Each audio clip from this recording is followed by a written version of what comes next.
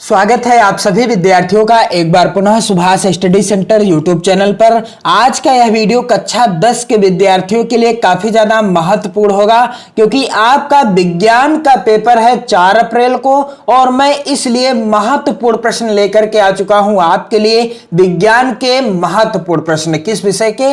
विज्ञान विषय के महत्वपूर्ण प्रश्नों को इस वीडियो में मैं आपको बताऊंगा जो आपकी बोर्ड परीक्षा यानी 4 अप्रैल के लिए महत्वपूर्ण होंगे। तो चलिए बिना देरी किए हुए स्टार्ट करते हैं। पहला प्रश्न है, जीवाश्म किसे कहते हैं? जीवाश्म कितने पुराने हैं और इसका आकलन किस प्रकार करते हैं? जीवाश्म किसे कहते हैं, जीवाश्म कितने पुराने हैं और इसका आकलन किस प्रकार किया जाता है? यह महत्वपूर्ण प्रश्न है, मोस्ट इंपॉर्टेंट प्रश्न है और इसका उत्तर क्या हो जाएगा? तो यहां पर आप देख सकते हैं, पृथ्वी पर किसी समय जीवित रहने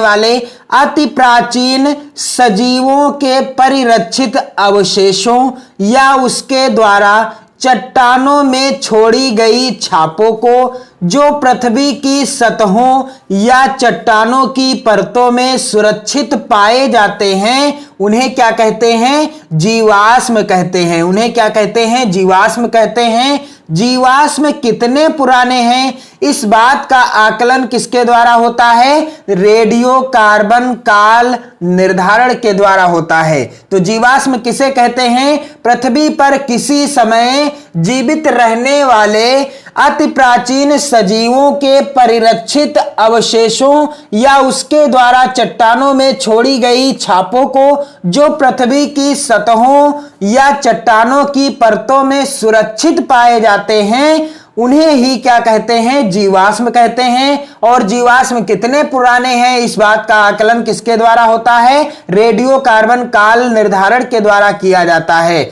अगला महत्वपूर्ण प्रश्न आप देख सकते हैं, वैद्युत मोटर परिवर्तित करता है। जो वैद्युत मोटर होता है वह परिवर्तित करता है, क्या परिवर्तित करता है? पहला विकल्प है रासायनिक ऊर्जा को विद्युत ऊर्जा में, दूसरा विकल्प है ध्वनि ऊर्जा को चुंबकीय ऊर्जा में, तीसरा विकल्प है यांत्रिक ऊर्जा को वैद्युत ऊर्जा में और चौथा विकल्प है वैद्युत ऊर्जा को यांत्रिक ऊर्जा में। तो जो वैद्युत मोटर होती है, विद्युत मोटर जो होती है वह क्या परिवर्तन करता है या क्या परिवर्तन करती है? तो यहां पर उत्तर क्या हो जाएगा? वैद्युत ऊर्जा को यांत्रिक ऊर्जा में। जो विद्युत मोटर होती है वह वैद्युत ऊर्जा को किस ऊर्जा में परिवर्तित कर देती है? यांत्रिक ऊर्जा में परिवर्तित कर देती है। महत्वपूर्ण प्रश्न था इसलिए मैंने आपको बताया है, इसे आप जरूर तैयार कर लीजिएगा। अगला जो प्रश्न है यहां पर आप देख सकते हैं, यह भी पूछा गया है कई बार बोर्ड परीक्षा में, एक गतिमान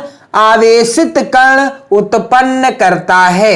एक गतिमान आवेशित कण क्या उत्पन्न करता है? पहला विकल्प है यहां पर केवल चुंबकीय क्षेत्र, दूसरा विकल्प है केवल विद्युत क्षेत्र, तीसरा विकल्प है चुंबकीय व विद्युत क्षेत्र दोनों और चौथा विकल्प है इनमें से कोई नहीं। तो एक गतिमान आवेशित कण उत्पन्न करता है, क्या उत्पन्न करता है? उत्तर क्या हो जाएगा इस प्रश्न का? उत्तर हो जाएगा चुंबकीय व विद्युत क्षेत्र दोनों। सी वाला ऑप्शन सही है, चुंबकीय व विद्युत क्षेत्र दोनों उत्पन्न करता है जो एक गतिमान आवेशित कण होता है। अगला महत्वपूर्ण प्रश्न है यहां पर, विद्युत परिपथ के सामान्य तार तथा फ्यूज के तार में क्या अंतर होता है? विद्युत परिपथ के सामान्य तार तथा फ्यूज के तार में क्या अंतर होता है? यह महत्वपूर्ण प्रश्न है और इसका उत्तर भी आप तैयार कर लीजिएगा। उत्तर क्या हो जाएगा? फ्यूज के तार का गलनांक विद्युत परिपथ के सामान्य तार से कम होता है। फ्यूज के तार का गलनांक विद्युत परिपथ के सामान्य तार से क्या होता है? कम होता है। यही एक अंतर होता है विद्युत परिपथ के सामान्य तार तथा फ्यूज के तार में। तो इस प्रश्न को आप जरूर तैयार कर लें, यानी इसके उत्तर को आप जरूर तैयार कर लीजिएगा। अगला महत्वपूर्ण प्रश्न यहां पर आप देख सकते हैं, और यह प्रश्न कई बार बोर्ड परीक्षा में भी आ चुका है। एम्पियर सेकंड मात्रक है। यहां पर पहला विकल्प है विद्युत ऊर्जा का, दूसरा विकल्प है बल का, तीसरा विकल्प है यहां पर आप देख सकते हैं आवेश का, और चौथा विकल्प है धारा का। तो एम्पियर सेकंड मात्रक होता है, किसका मात्रक होता है? उत्तर क्या हो जाएगा? आवेश का। तो आप इस प्रश्न को भी जरूर तैयार कर लेंगे, क्योंकि महत्वपूर्ण प्रश्नों को ही मैं इस वीडियो में लेकर के आया हूं। आप इस वीडियो को अपने मित्रों में ज्यादा से ज्यादा शेयर भी करते रहिएगा। तो चलिए अगला प्रश्न यहां पर आप देख लीजिए, काफी ज्यादा महत्वपूर्ण है। किसी विद्युत परिपथ में बहने वाली धारा का मात्रक है। किसी विद्युत परिपथ में बहने वाली धारा का मात्रक क्या है? यहां पर पहला विकल्प है कूलाम, दूसरा विकल्प है आप देख सकते हैं एम्पियर, तीसरा विकल्प है यहां पर जूल, और चौथा विकल्प है ओम। तो किसी विद्युत परिपथ में बहने वाली धारा का मात्रक क्या होता है? उत्तर हो जाएगा ओम। किसी विद्युत परिपथ में बहने वाली धारा का मात्रक क्या है? उत्तर क्या हो जाएगा? ओम हो जाएगा। और अगला जो प्रश्न है यहां पर आप देख सकते हैं प्रतिरोध का मात्रक होता है। यह प्रश्न बोर्ड परीक्षा में कई बार आ चुका है। प्रतिरोध का मात्रक क्या है? मोस्ट इंपॉर्टेंट प्रश्न मैं आपको बता रहा हूं, इसलिए आपका फर्ज बनता है कि वीडियो को अपने सहपाठियों में भी शेयर करते रहें। प्रतिरोध का मात्रक क्या होता है? पहला विकल्प है ओम, दूसरा विकल्प है ओम मीटर, तीसरा विकल्प है ओम मीटर, और चौथा विकल्प है यहां पर मीटर ओम। तो उत्तर क्या हो जाएगा? इस प्रश्न का उत्तर हो जाएगा प्रतिरोध का मात्रक होता है। क्या मात्रक होता है? उत्तर क्या हो जाएगा? यहां पर आप देख सकते हैं उत्तर हो जाएगा ओम। क्या उत्तर हो जाएगा? ओम हो जाएगा। और अगला जो प्रश्न है यहां पर आप देख सकते हैं, यह प्रश्न तो कई बार बोर्ड परीक्षा में आ भी चुका है।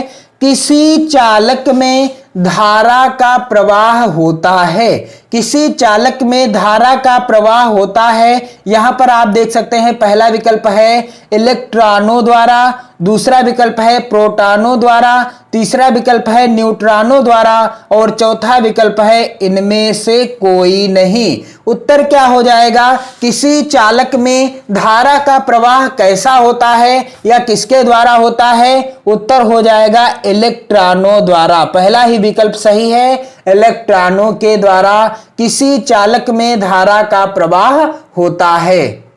अगला प्रश्न तो काफी ज्यादा महत्वपूर्ण है। पेयजल को जीवाणु रहित करने में प्रयोग किया जाता है। मोस्ट इंपॉर्टेंट प्रश्न, पेयजल को जीवाणु रहित करने में प्रयोग किया जाता है। क्या प्रयोग किया जाता है? पहला विकल्प है CaOCl2, दूसरा विकल्प है CaCl2, तीसरा विकल्प है CuCl2, और चौथा विकल्प है CaCO3। उत्तर क्या हो जाएगा?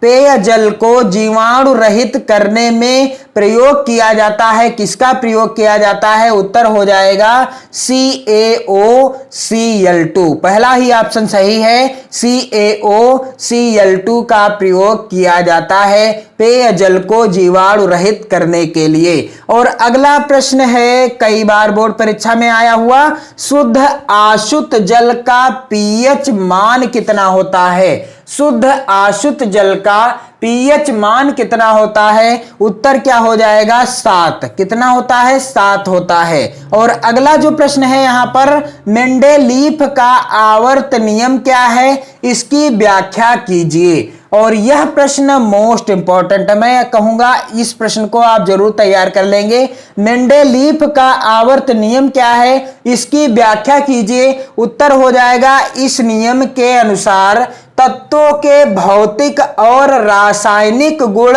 उनके परमाणु भारों के आवर्ती फलन होते हैं, अर्थात तत्वों को उनके परमाणु भारों के बढ़ते क्रम में रखने पर समान गुणों वाले तत्व एक एक नियमित अंतराल के बाद आते हैं। तो इस प्रश्न का उत्तर यही हो जाएगा। और अगला जो प्रश्न है यहां आप देख सकते हैं मोस्ट इंपॉर्टेंट प्रश्न, रुधिर में एंटीजन एवं एंटीबॉडी कहां पाए जाते हैं? रुधिर में एंटीजन और एंटीबॉडी कहां पाए जाते हैं? उत्तर क्या हो जाएगा? एंटीजन लाल रुधिर कणिकाओं में तथा एंटीबॉडी प्लाज्मा प्लाज्मा में पाए जाते हैं। उत्तर क्या हो जाएगा कि रुधिर में एंटीजन एवं एंटीबॉडी कहां पाए जाते हैं? उत्तर हो गया है एंटीजन लाल रुधिर कणिकाओं में और एंटीबॉडी जो होता है वह प्लाज्मा में पाया जाता है या पाए जाते हैं। अगला महत्वपूर्ण प्रश्न क्या है यहां पर? अगला जो यह प्रश्न है काफी ज्यादा इंटरेस्टिंग है। पौधे सजीव होते हैं क्यों? स्पष्ट कीजिए, क्या पौधे भी हमारी तरह सजीव होते हैं? और यदि ये सजीव होते हैं तो क्यों होते हैं? आपको बताना है। उत्तर क्या हो जाएगा?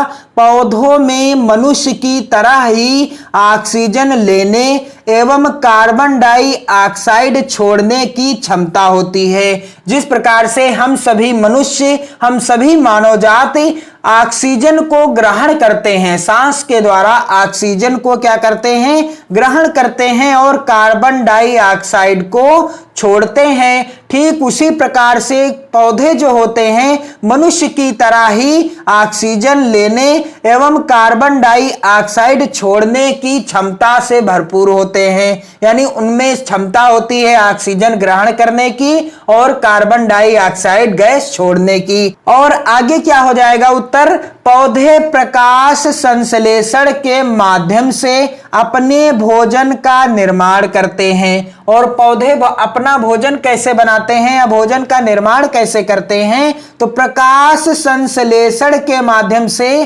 पौधे अपने भोजन का निर्माण करते हैं जो उनकी वृद्धि में सहायक होता है। और यही भोजन उनकी वृद्धि एवं विकास में क्या होता है? सहायक होता है। इस कारण हम कह सकते हैं कि पौधे भी सजीव होते हैं। और यही कारण है कि हम कह सकते हैं कि पौधे क्या होते हैं? निर्जीव या सजीव? तो उत्तर हो जाएगा सजीव होते हैं। पौधों में मनुष्य की तरह ही ऑक्सीजन लेने एवं कार्बन डाइऑक्साइड छोड़ने की क्षमता होती है और पौधे प्रकाश संश्लेषण के माध्यम से अपने भोजन का निर्माण करते हैं जो उनकी वृद्धि में सहायक होता है। और इस कारण हम कह सकते हैं कि पौधे भी क्या होते हैं? सजीव होते हैं। अगला जो प्रश्न है यह काफी ज्यादा महत्वपूर्ण है और बोर्ड परीक्षाओं में यह लगातार पूछता जा रहा है। प्रश्न क्या है? जल में घुलनशील होता है। जल में कौन सी विटामिन घुलनशील होती है या होता है? यहां पर आप देख सकते हैं पहला विटामिन है